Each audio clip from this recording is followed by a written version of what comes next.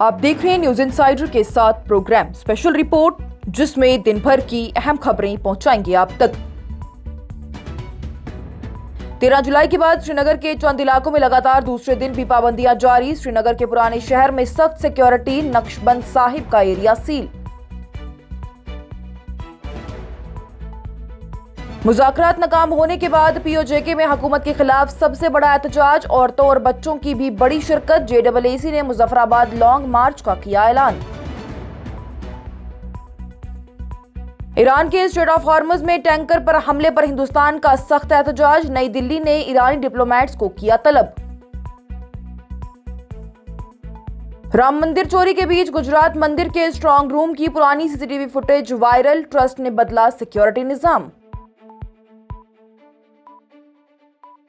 Trump के 20% cargo charge के ऐलान पर ईरान के वजीर खारजा अब्बास अरागची ने उड़ाया मजाक। तंजियावार कर बोले, हम कम रेट पर हिफाजत करेंगे। और अरुणाचल प्रदेश में बाढ़ का कहर, 84 मीटर लंबा पुल बह गया। मुसलसल बारिश से अरुणाचल प्रदेश में तबाही, 8 गांव का राब्ता कट गया।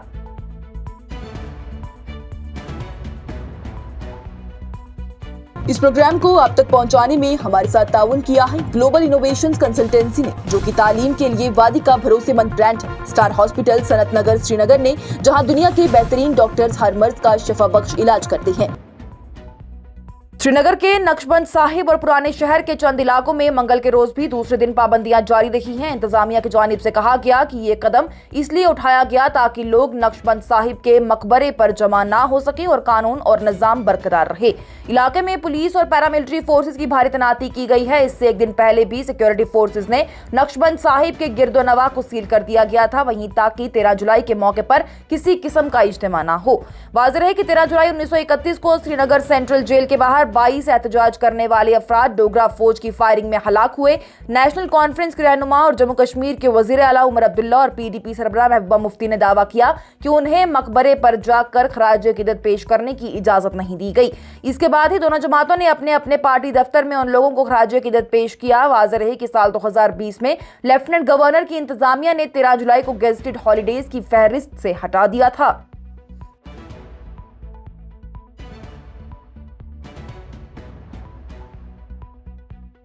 पाकिस्तान ऑक्यूपाइड जम्मू कश्मीर यानी पीओजेके में हुकूमत के खिलाफ एहतजाज मजीद तेज हो गया। अब इन रैलीज में औरतों और बच्चों की भी बड़ी तादाद शामिल हो रही है। सोशल मीडिया पर वायरल हो रही वीडियोस में लोग प्ले कार्ड उठाकर बुनियादी हकूक, महंगाई से राहत और बेहतर हुकूमत का मुतालबा करते नजर आ रहे हैं। यह एहतजाज उस वक्त और भड़क गया जब प्रोटेस्ट लीडर्स और हुकूमती नुमाइंदों के दरमियान मुज़ाकरात नाकाम हो गए। इसके बाद ज्वाइंट अवामी एक्शन कमेटी यानी जेएसी ने 15 जुलाई को मुजफ्फराबाद की तरफ लॉन्ग मार्च का ऐलान कर दिया है। कमेटी ने पीओजेके के मुख्तलिफ इलाकों के लोगों से इस मार्च में शामिल होने की अपील की है। एहतजाज करने वालों का ये कहना है कि बढ़ती महंगाई, बेरोजगारी और हुकूमती लापरवाही की वजह से उन्हें सड़कों पर आना पड़ा।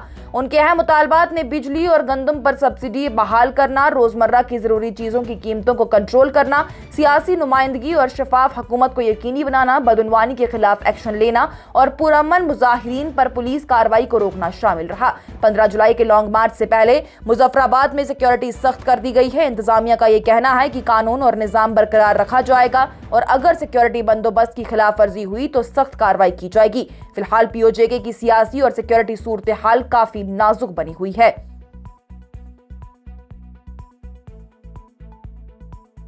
ईरान के हमले के बाद हिंदुस्तान ने नई दिल्ली में ईरान के deputy chief of mission Mohammad Javed Hussaini को तलब करके सख्त एहतजाज दर्ज करवाया। ये कदम उस वक्त उठाया गया जब स्ट्रेट ऑफ हॉर्मुज में यूएई से ताल्लुक रखने वाले 2 ऑयल टैंकर्स एमटी मोम्बासा और एमटी अलबाहिया पर हमला हुआ। इस हमले में एक हिंदुस्तानी क्रू मेंबर की मौत हो गई जबकि 8 अफराद जख्मी हुए। जख्मियों में 6 हिंदुस्तानी और 2 यूक्रेनी शहरी शामिल थे, जिनमें से 4 की हालात तशवीश बताई जा रही है। भारतीय मिनिस्ट्री ऑफ एक्सटर्नल अफेयर्स जानिब से अपने बयान में कहा गया कि हिंदुस्तान इन हमलों की सख्ती से मजम्मत करता है। वजारत ने कहा कि समुद्री मुलाजमीन और तिजारती जहाजों को निशाना बनाना काबिल कबूल नहीं और स्ट्रेट ऑफ हॉर्मुज जैसे अहम समुद्री रास्ते पर अमन और आज़दाना सफर को बहाल किया जाना जरूरी है। हिंदुस्तान ने मशरिक़ वुस्ता में बढ़ती हुई तशद्दुद पर भी गहरी तशवीश का इजहार करते हुए फौरन जंगबंदी और गुफ्तगू के जरिए मसले को हल करने की अपील की। यूएई की मिनिस्ट्री ऑफ डिफेंस ने भी तस्दीक कर दी थी कि हमले में दोनों टैंकर्स को नुकसान पहुंचा और उनमें आग लग गई, जिसके बाद ही उसे बुझा दिया गया। वहीं यूएई ने इस हमले को बैनुल-अक़वामी कानून की संगीन खिलाफवर्जी करार देते हुए कहा कि मुल्क अपनी सरजमीं, अपने शहरियों और रिहायशियों के तहफ़्फ़ुज़ के लिए हर जरूरी कदम उठाने का हक रखता है।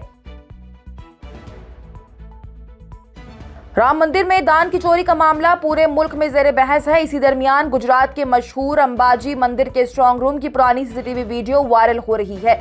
वीडियो में आउटसोर्सिंग एम्प्लॉय चिराग ठाकुर दूसरे मुलाजमीन के साथ नोट गिनते हुए नजर आता है और फिर नोटों का एक बंडल अपने पांव के नीचे छुपा लेता है।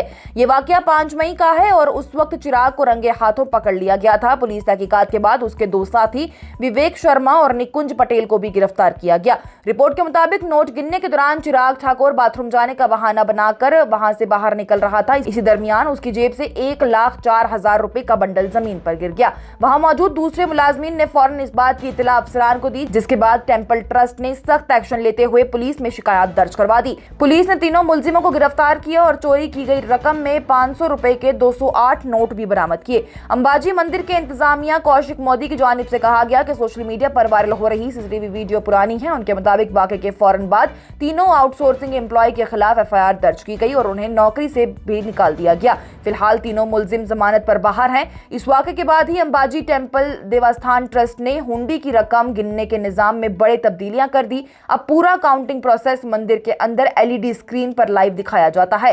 स्ट्रांग रूम में तकरीबन 20 हाईटेक सीसीटीवी कैमरास लगाए गए हैं। आउटसोर्सिंग और क्लास 4 के एम्प्लॉयज को काउंटिंग प्रोसेस से हटा दिया गया, जबकि स्ट्रांग रूम में आने और जाने वाले हर ऑथराइज्ड शख्स की एसआरपी जवान सख्त चेकिंग करते हैं ताकि मुस्तकबिल में ऐसी कोई चोरी दोबारा ना हो।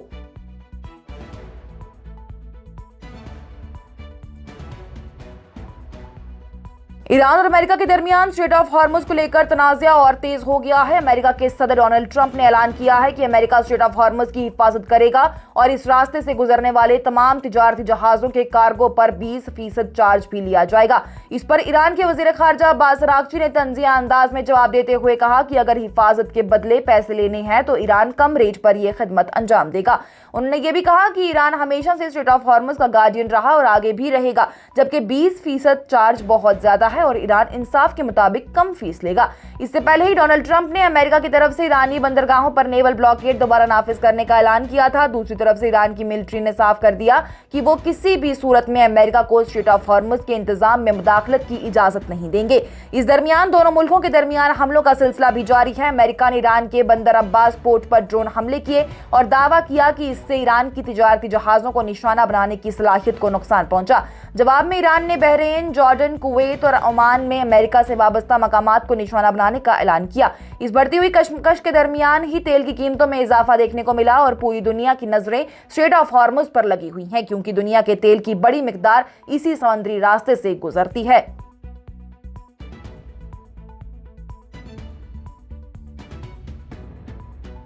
और अरुणाचल प्रदेश में मुसलसल बारिश के बाद आने वाले फ्लैश फ्लड ने जिंदगी को बुरी तरह मुतासिर कर दिया। क्राडाडी डिस्ट्रिक्ट में कुम्मे दरिया पर बने 84 मीटर लंबे पुल सैलाब में बह गया, जिसकी वजह से ही 8 गांव का राब्ता बाकी रियासत से कट चुका है। रियासत भर में बारिश की वजह से आने वाले सैलाब और लैंडस्लाइड में अब तक 7 अफराद की जान जा चुकी है, जबकि 29 लोग जख्मी हो गए हैं। हुकूमती इदारों के मुताबिक 26 तमाम जिलों के 425 गांव में तकरीबन 97,000 से ज्यादा लोग इस आफत से मुतासिर हुए।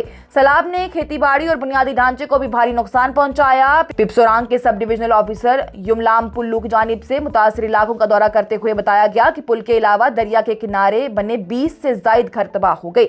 उन्होंने अवाम से अपील की है कि जिला इंतजामिया की हिदायत पर सख्ती से अमल करें, दरिया के करीब जाने से गुरेज करें। जिला परिषद मेंबर रुगू तामा की जानिब से भी रियासती हुकूमत से मुतासिर खानदानों के खिलाफ फौरन रिलीफ और रिहैबिलिटेशन की सहूलियात फराहम करने का मुतालबा किया गया।